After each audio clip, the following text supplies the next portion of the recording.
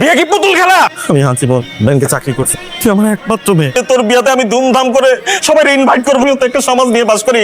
আমি তো এই সমাজের মানুষ নাকি? উত্তেজিত হবেন না। কি বললা? আবার বলো। বাবা, এই ছেলে, কুলাঙ্গার ছেলে, বাবা মায়ের সম্পর্কের বিষয় তুমি জানো, বোঝো? হইছো তো এতিমখানায় মানুষ, বাবা মার মনে কষ্ট তুমি কি বুঝবা? হ্যাঁ বাবা, তুমি ওর সাথে এইভাবে কথা বলো না। একটু ভালো ছেলে। ভালো ছেলে?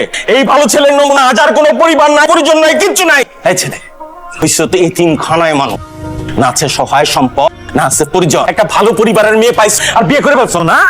বাবা, তোমার মুখে যা আসতেছে তাই বলো। শোন, এসব রাস্তার কুলাঙ্গার ছেলেদের আমার ঠিকই চেনা আছে। সরি, কি বললেন আপনি? আবে, দাঁড়াও, শুনতে দাও। রাগের মাথায় বলো। না, রাগের মাথা। আমি রাস্তার ছেলে, কুলাঙ্গার। তুমি তো রাস্তার ছেলে, বাবা মায়ের পরিচয় তুমি জানো তুমি? জানি, আমার বাবা মার পরিচয়ও জানি, তাদের নামও জানি, দেখতে কেমন ছিলেন সেটাও জানি। আপনি একজন গার্ডিয়ান, এইভাবে কেউ নিজের মেয়ের হাজবেন্ডের সাথে কথা বলে? আমার না হয় পরিবার ছিল না, আমি এতিমখানায় বড় হয়েছি। আপনি তো ফ্যামিলির মাঝে বড় হয়েছেন, তাই না? এইভাবে? হ্যাঁ, আমার বাবা মা ডক্টর ছিলেন। আমার বয়স যখন 5 তখন রোড অ্যাক্সিডেন্টে মারা যান।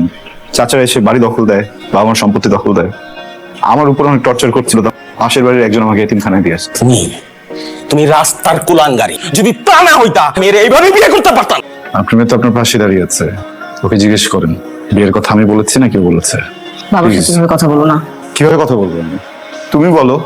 চাচ্ছি না কথা বলতে, অ্যাটলিস্ট তুমি বলো। কথা বলবে বাবা, মৃত বাবা মাকে নিয়ে কথা বলতেছে, পুরো বাবারটাই দেখতেছো। এবার একেবারে ইন্টেনশনালি বলতেছ, তুমি একটা জানোয়ার সন্তান। আবে, তুই কলা বল না কেন? তুই চুপ করে থাকতা। আমি বাবাকে 10টা কথা শোনাতাম, তুই ওই কলার টেনে ধরলে। বাবা, নেহা, তোর বাবাকে কোনো হয়ে আজ উত্তেজিত হয়েছিল? জি ভাইয়া।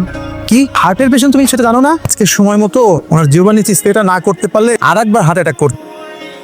যাই হোক, আগামী 2-3 দিন সম্পূর্ণ বেড রেস্টে রাখো। আমি চলে যাচ্ছি, দয়া করে ওনার বিশেষভাবে যত্ন রেখো, আর ওনাকে কোনোভাবেই উত্তেজিত করো না, ঠিক আছে? দেখো আমার ছেলে বাড়িতে এসে কলার তোর টানা হেসটা সামনে কি হয়? কি শোন না, ভালো ছেলে না, ম্যানার বুঝ না। মুরব্বীরা যদি কথা বলে যে চুপচাপ শুনতে হয়, সেটা ওর বোধের মধ্যে। ও যদি এই বাড়িতে থাকে, আমি বাঁচি না মরি আল্লাহ জানে। তোর মা মারা গেছে, কখনো তোর কাছে কিছু চাই নাই রে। আমি তোর একটা অনুরোধ করি, আমার কথা শুন, বাবার কথা শুনে ছেলে না জামাই হিসাবে ওরে আমি কোনোভাবে মেনে নিতে পারবো না। আসল ভুল যা করার করছো না, নিজের সংশোধন কর, একেবারে আছে প্রাণের মুক্ত ত্যাগ করে দেবো। সাথে আর সংসার করবো। আমাকে বলে দিচ্ছি, আমার থেকে সারা জীবনের জন্য চলে যেতে। ওর সাথে আমার কোনো সম্পর্ক নেই। আচ্ছা তুমি বল। আমি ওকে এখনই বলতেছি চলে যেতে।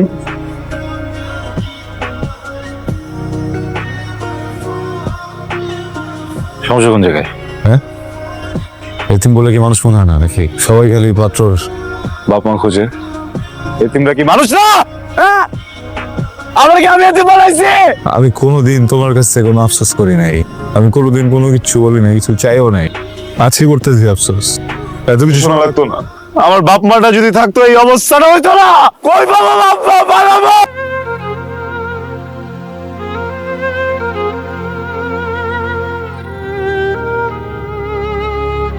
ঘুমের এসব কি অবস্থা?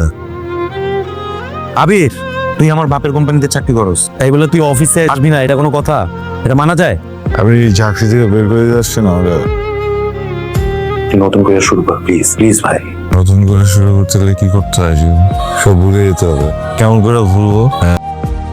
নেহা তো আমার গার্লফ্রেন্ড ছিল না, বুঝছি? আমার বউ। হাজবেন্ড অ্যান্ড ওয়াইফের তো কখনো ব্রেকআপ হয়ই না, তালাক হয়। কিন্তু তোদের তো এখনো তালাক হয় নাই। আবির, কে? কেমন আছিস? তোরা নেওয়ার কথা আমি শুনছিলাম, শুনে অনেক খারাপ লাগছে। যাই হোক, আমি তোর বাসার দিকে যাচ্ছিলাম। সামনের মাসে 2 তারিখে আমার বিয়ে। এই নে বিয়ের কার্ড। আমি কি মানুষটা খারাপ? না, কে বলছে তুই? কোনদিন কারো ঠকাইছি? না, ঠকাইস না। কোনদিন কারোর সাথে খারাপ করছি? তা তো করিস না। আমার বিয়ে কিনলে তোরা বিয়ে করতে আসছ, তোর মধ্যে একটা লুতা বলা বিয়ের কার্ড ধরা দিস। আমি আগে কষ্ট পাইতেছি, ভেরি আনফেয়ার ম্যান।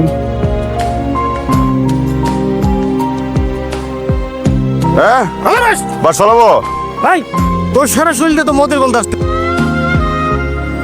নিচে গেলাম, জানোয়ারের মতো করে যাচ্ছেন কেন? কি অবস্থা আপনার? হিসেবে করে বুঝছেন, আপনার নাই, ছোটবেলা মারা গেছে, সম্পর্ক ছিল ওটাও নাই। এটাও তো ভালোবেসে কষ্ট করে পেয়েছি, অনেক বেশি কষ্ট পেয়েছি। আমি যাকে ভালোবাসতাম, আমার প্রেমিকা, শুনে আমার বিয়ের ডেট ফিক্স হয়ে গেছিল, সে আমাকে ছেড়ে অন্য আরেকজনের হাত ধরে চলে গেছিল, কিন্তু আমি আপনার মতো পাগলামি করি, আমি নিজেকে ওভারকাম করে নিয়েছি। এখন আমার পজিশন দেখেন, আমার প্রেমিকা আমাকে দেখে এখন জেলাস ফিল করে। আপনি কি করছেন বলেন? আপনি চেষ্টা করেন, আপনি ভেঙে পড়ছেন কেন? শোনেন আমার দিকে তাকান, ভালোবাসার আগে বাস্তবতা বুঝতে হয়, ভালোবাসা বাস্তবতা বুঝে আসে। ভালোবাসা এমনি পরে, আকাশ থেকে পরে, বারবার আসে আর বারবার পড়ে যায়। পড়ে গেলে কি হয়? মানুষ পড়েই থাকে, ওঠে না, ভেঙে পড়ে। আপনার ভালোবাসা আবারও আসবে জীবনে, আবারও আপনি পিছলে পড়বেন। ভালোবাসা না হলে জীবনে অন্য কোনো সমস্যা আসবে, আবারও পিছলে পড়বে, তাই বলে ভেঙে যাবেন? আপনার বন্ধু না, তার শিক্ষিত বন্ধু, বোঝাতে পারেন না? জানি নিজে বোঝান। দেখ, সবকিছু যদি নাটক হইতো, দিনে তোরে তালাক দিয়ে দিত, তোর এখন পর্যন্ত তালাক হয় নাই। He is still your wife. তোর একটা চিরন্তন সত্য কথা বলি, আর কোম্পানি তোরে চাকরিতে রাখছে না? না, আমার কোম্পানি বহুত আগেই তোরে নোট করে দিছে। আমার কোম্পানি থেকে তুই স্যালারি পাস না, শুনতেছিস? তুই প্রতি মাসে স্যালারি কে দেয় জানোস? আমি না, নেহার টাকা দিয়ে। নেহা চাইলে নেহার বাবার বইলে সবকিছু ঠিক করতে পারতো, কিন্তু তোর জন্য করতে পারে না। নেহা আজকেও তোর জন্য করছে। জানো সেই যে থানায় যে গেছিলি, তারপরেও তুই জামাই আদর কেন খাইলি না? Cause of Neha. নেহার জন্য বাইচে চলে এসেছিস, চাইলেই সবকিছু ঠিক করতে পারত। নেহা বিয়ের আগে তোর কাছে কিচ্ছু চাই নাই, জাস্ট একটা প্রমিস চাইছিল। প্রমিসের কথা কি মনে আছে? মনে নাই? তুই তো অরিক্সের ভিতরে চলে গেছ। কারে কি বুঝাইতেছি আমি? তোদিন ফ্রেন্ড হিসেবে অনেকবার বোঝানোর চেষ্টা করছিস, তুই বুঝছ নাই, তুই বুঝবি না। তুই যা খুশি কর, যা ভালো লাগে তুই কর, তুই মর। কমাল কল করেছিল আজকে থানায়, আবিরের ঘটনাটা বললো। দেখ মা, আমি তোকে বকাঝকা করতে আসিনি, কেন আবিরের জন্য এত কিছু করলি। আমি না একটা জেদের মধ্যে ছিলাম, আমি বুঝলাম যে মুরব্বীর ভূমিকায় নাই, আমি আমার নিজের জেদের মধ্যে আছি। তুই আমার কারণে তোর হাজবেন্ডের সাথে গেলি না, থেকে গেলি, আর আমি ওর সাথে এমন ভাবে রিজেক্ট করলাম ওকে। আমার মনে হয় কি এই বিষয়টাই ওর গায়ে লেগেছিল। আমি এখন বুঝতে পারছি যে আবির খুব ভালো ছিল, আমার খুব খারাপ লাগছে। তুই আমাকে ক্ষমা করে দে, আমি তোদের দুজনের কষ্টের কারণ হয়ে গেল। যা হয়েছে হয়েছে, এখনই আবিরের কাছে যা, ওকে আমি মেনে নিয়েছি। বুঝতেছি না, খারাপ লাগতেছে। আমি ভাবতেছি ভাবে কোনো ক্ষতি না হয়। আমি কি করবো? আমি আবিরের কোনো খোঁজ পেলে পেয়ে যাবো। কোথায় নিয়ে আসলি জিম? এটা তো এতিম খানা। ভিতরে যাবো সরি।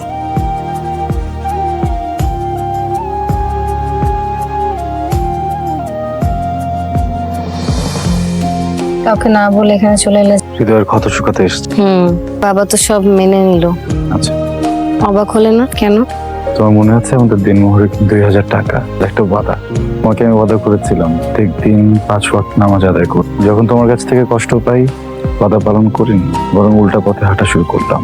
যেন আমার কষ্ট দিন দিন বেড়েই যাচ্ছিল, কষ্ট পিছু ছাড়তো না। সেদিন যখন জিম আমাকে সবকিছু খুলে বললো, হঠাৎ মনে পড়লো তোমাকে তো ওয়াদা করেছিলাম।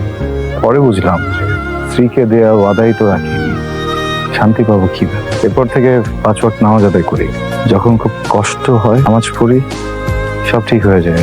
দেরিতে হলেও নামাজ ধরলে তাহলে। সত্যি তো হতোই। দেখো, আমাদের বৈবাহিক সম্পর্ককে আল্লাহর নিকট বৈধতা দেওয়ার জন্য ওয়াদা তো রাখতে হতো, তাই না? তাহলে ভিত্তি তো ঠিক থাকতো না। আমি সেদিন বাবার যে ব্যবহার সেটা মনে রেখো। ওহো, কবে ভুলে গিয়েছি। মহান আল্লাহ তাআলা আমাকে ক্ষমা করার শক্তি দিয়েছেন। উনি তো মুরব্বী মানুষ, ভুল ছিল। আমার উচিত ওনার কাছে ক্ষমা চাওয়া। আমরা কিন্তু চাইলে আরো অনেকদিন প্রেম করতে পারি, আমরা কিন্তু তা করিনি। মাসের মাথায় বিয়ে করে ফেলেছি, সম্পর্কটাকে আল্লাহর দৃষ্টিতে বৈধ করে কখনোই তোমাকে স্পর্শ করিনি। জানিও না তোমার হাতটা ধরতে কেমন লাগে। আমি তোমার স্ত্রী, তুমি আমার হাত ধরতে পারো।